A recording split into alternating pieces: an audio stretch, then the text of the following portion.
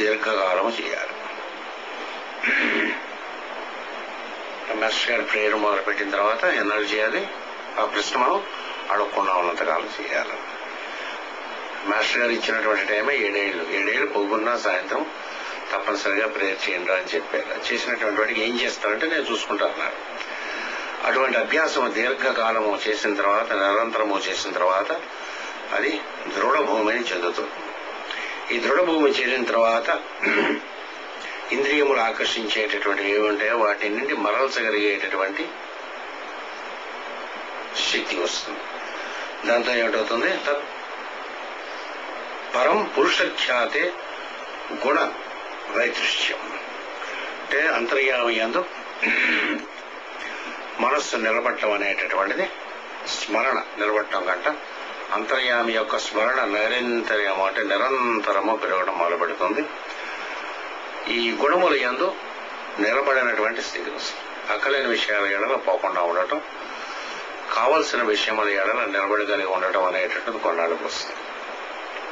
ఇంతవరకు ఆయన చెప్పినటువంటిది 16 సూత్రముల యొక్క సమ్ టోటల్. ఇది మళ్ళీ మళ్ళీ మళ్ళీ చెప్పుకుంటూ ఉంటాం. ఏం చేతనంటే మర్చిపోతూ ఉంటాం కాబట్టి ఏం చేయాలి? పొద్దు నుంచి సాయంత్రం వరకు యోగాభ్యాసం మనం చేసినా సరే, ఎంత చెప్పుకున్నా సరే, మనకి ఇవాళ పొద్దు నుంచి సాయంత్రం వరకు అక్కర్లేని థాట్స్ బోర్డు వచ్చేసి ఉంటాయి. చాలకులు ఏం చెప్పాడు? Energy flows thought.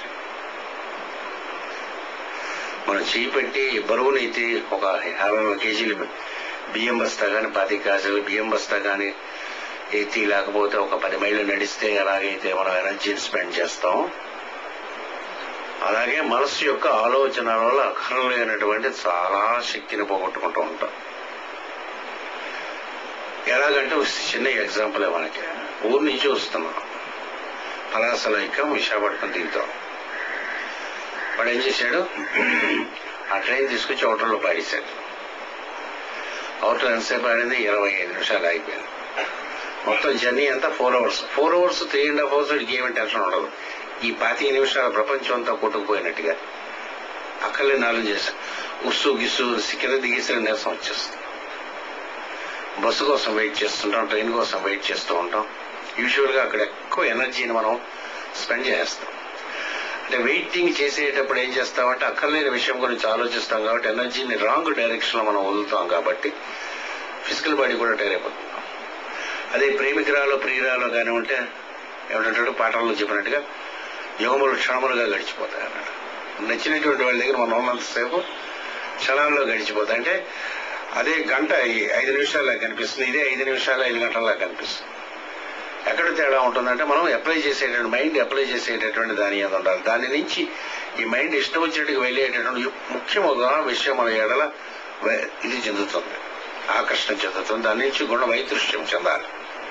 కన్ను, ముక్కు, నోరు, చెవి, స్పర్శ, ఈ 5 కర్మేంద్రియం, జ్ఞానేంద్రియములు. ఈ జ్ఞానేంద్రియం ద్వారా పైకి వెళ్తుండేటప్పుడు మనం పైకి వెళ్ళాలని లోపల కావాలని 5 ఈ డోర్స్ మనకి ఇష్టం కావాలంటే చూసుకుని 5 డోర్స్ తప్ప ఇంకొక రంగా పైన విషయం మీరు తెలుసుకోవడం కానీ, మీరు చెప్పదలుచుకున్న పైకి చెప్పడం కానీ, ట్రాన్సాక్షన్ ఇంకోటి బయటికి అవుట్ సైడ్ వరల్డ్ లో చేయాలన్నా, అవుట్ సైడ్ నుంచి మీరు తెలుసుకోవాలన్నా ఈ 5 జ్ఞానేంద్రియములనే ఉపయోగించాలి, ఇంకోటి లేవు.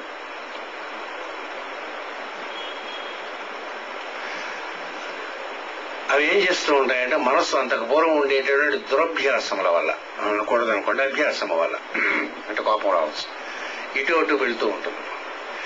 ఒక కన్ను మంచి మంచి స్ట్రాంగ్ కాఫీ వాసన రాగానే ఏటవుతుంది, తాగాలనిపిస్తుంది. అంటే అలవాటు ఉన్నవాడికి. లేని వాడికి దాని ఏడో కూడా వైతృష్యం. కాఫీ చిన్నప్పటి నుంచి తాగడం అలవాటు లేని వాడికి అది అలవాటు లేని వాడికి ఏమనిపిస్తుంది. అలాగే కన్నీంటి ఎందు కనిపించేటటువంటిది, చెవి ఎందు వినిపించేటటువంటి వీటి ఎందు ఎప్పుడైతే గుణవృదృశ్యం చెంది ఎప్పుడు చెందుతుంది, నిరంతరమైనటువంటి అభ్యాసము చేయాలి. ఇంకోటి ఏంటి కావాలి? వైరాగ్యము కావాలి. వైరాగ్యం అంటే మనం చెప్పుకున్నాం. మామూలుగా వైరాగ్యం అని పాపులర్గా అర్థమైన వైరాగ్యం వేరు, పతంజలి చెప్పేటటువంటి వైరాగ్యం వేరు. వైరాగ్యం గురించి ఇంకా విపరీతంగా లోపల మనకి చెప్తారు. ఇది ఎలాగ వైరాగ్యం తెచ్చుకోవాలనేటువంటి దానికి సాధన ఇస్తాడు. ఒకరికి చెప్పి ఊరుకోడు. ఇక్కడ ఇలా చేసిన తర్వాత వితర్క విచార అంతలో చెప్పుకున్నాం. ఆనంద స్మిత స్వరూప అనగమా సహస్రంగా ప్రజ్ఞాత, సరిగ్గా అంటుకోలేదు. అంతర్యామి స్మరణ రాగానే ఏమిటవుతుంది? సమాధి అనేటటువంటి స్థితి మనకు వస్తుంది.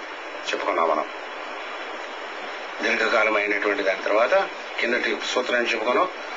తత్పరం పురుషఖ్యాతే గుణవైతృష్ట్యం. గుణవైతృష్ట్యం రాగం చేత పురుషఖ్యాతి అంటే అంతర్యామి అందు నిలబడడం మొదలుపెట్టిన తర్వాత అంతర్యామి స్మరణ యందు నిలబడగా సమాధి స్థితి కలుగును. అది మొదట తనకు కలిగిన అనుభవములను గూర్చి వితర్కముతో కూడి ఉండడం, లేదా దానిని గూర్చిన అభిప్రాయములతో కూడి ఉండడం, లేదా దాన్ని అనుభవించుతున్న ఆనందన భావనతో కూడి ఉండడం, లేదా నేనిది ఎగుచున్నాను అను ప్రజ్ఞతో కూడి ఉండడం. ఇది సంప్రజ్ఞాత స్థితి. సంప్రజ్ఞాతం అనేటువంటి సమాధి మొట్టమొదటిగా చెక్కుతున్నాం. ఇప్పుడు గుణవైతృష్యము చెందిన తర్వాత అంతర్యామి అందు నిరంతరం ఉండడం కోసం. దానికోసమే పెద్దలు ఏం చెప్తారు? మొట్టమొదటిలో యోగాభ్యాసంలో అవి చెప్పేటప్పుడు మనసు చెక్కనప్పుడు మంత్రం ఏదైనా జపం చేసుకోమని చెప్తారు. ఇంద్రియములకు పరితృప్తి చెందినటువంటి సంస్కారములను మనకి ఇస్తారు. మొట్టమొదటి పూజలో ఉండేటటువంటి అన్ని కూడా ఇటువంటి సంస్కారం. అందుకే పూజ ఎగొట్టకూడదు. మొదట్లో ఉండేటటువంటి సన్యాసి కానిటువంటి వాడు బ్రహ్మచర్యము గృహస్థమ దీక్షలు యందు ఉండేటటువంటి వాడు పూజను సగుణమైనటువంటి భగవంతుని ఆరాధన చేసి తీరాలి.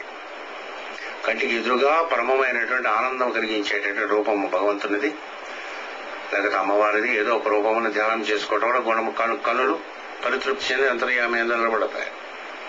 చక్కనైనటువంటి భగవంతుని యొక్క గుణగానములు ఉండేటటువంటివి అంటే విష్ణు సహస్రము, లలితా సహస్రము, త్యాగరాజం, ఏ మీరాబాయి అటువంటి ఏమైనా వినటం అన్నట్టు ఏది వినాలో అది వింటుండేటప్పుడు భగవంతుని యందు స్మరణ నిలబడుతుంది.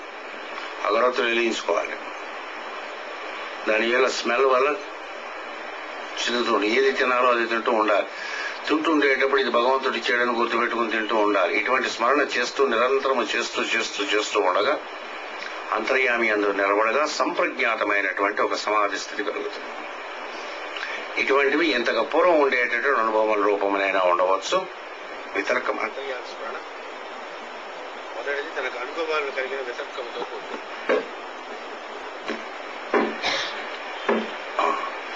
అంతకు పూర్వం తనకి కనిపెట్టినటువంటి వితర్కములతో కూడి ఉంటుంది మొట్టమొదటిది, లేదా దానిని గూర్చిన అభిప్రాయములతో కూడి ఉంటుంది. అంటే ఈ సమాజ స్థితి అంటే ఇలా ఉంటుంది, అలా ఉంటుంది, వాడు అలాంటి వాడు వీడు చెప్పినటువంటి అభిప్రాయం మీలో ఉండేటటువంటి దాన్ని బట్టి అయినా ఉంటుంది, లేదా నిజంగా దాన్ని అనుభవించేటటువంటి ఆనంద అతిశయం చేత కూడా ఉంటుంది. ఇటువంటిది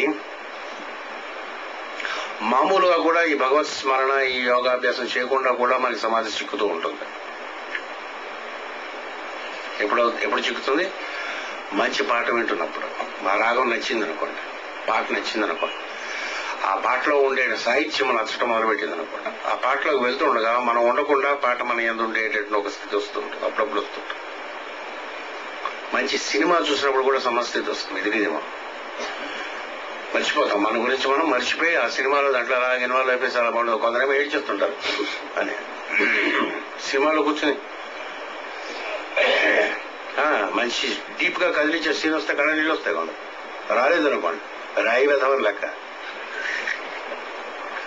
ఆయన ఏం చేస్తారు సినిమాలని కొందరు పాపం జాలి పడిపోతారు. నాకు కళ్ళ నీళ్ళు మంచి సీన్లు వస్తే నాకు వస్తాయి కళ్ళ నీళ్ళు, తప్పే లేదు. శంకరాచార్య వారిని కష్టం పెట్టినప్పుడు అటువంటి సినిమా చూసినప్పుడు అలాగే నా కళ్ళ నీళ్ళు ఉంటాయి. ఇప్పటికీ నాకు సీతమ్మ వారిని రాముడు వదిలేసినటువంటి సీన్ చూస్తే ఈ రోజుకి ఎన్నిసార్లు చూసినా నాకు కళ్ళ నీళ్ళు ఉంటాయి, వస్తాయి కళ్ళ నీళ్ళు ఇప్పటికీ. ఇంకా ఉత్తరరామ చరిత్ర ఒకసారి ఆపేస్తాను టీవీలో వస్తే, ఏడుపు వచ్చేస్తుంది. కొందరు బాగా వస్తుంది. మంచి పాట పెట్టి ఏడిచాడు మన బగాల భాస్కరం. సంగీతం గురించి తెలుసు కాబట్టి ఒక ఆయన మంచి ఆలాపన చేస్తుంటే కళ్ళ నీళ్ళు వచ్చేస్తాయి. ఆనందమైనటువంటి అతిశయం వల్ల అతిశయం ఎక్కువ ఉండకూడదు అనుకోండి. యోగం సమం వచ్చితే ఎమోషన్ ఉండకూడదు, కానీ కళ్ళ నీళ్ళు వస్తాయి. అటు ఉండేటప్పుడు ఒకసారి మంచి సినిమా అలా చూస్తూ ఉండేటప్పుడు తన్మయం కలుగుతుంది. అలా కూడా ఉండొచ్చు. అది అయిన తర్వాత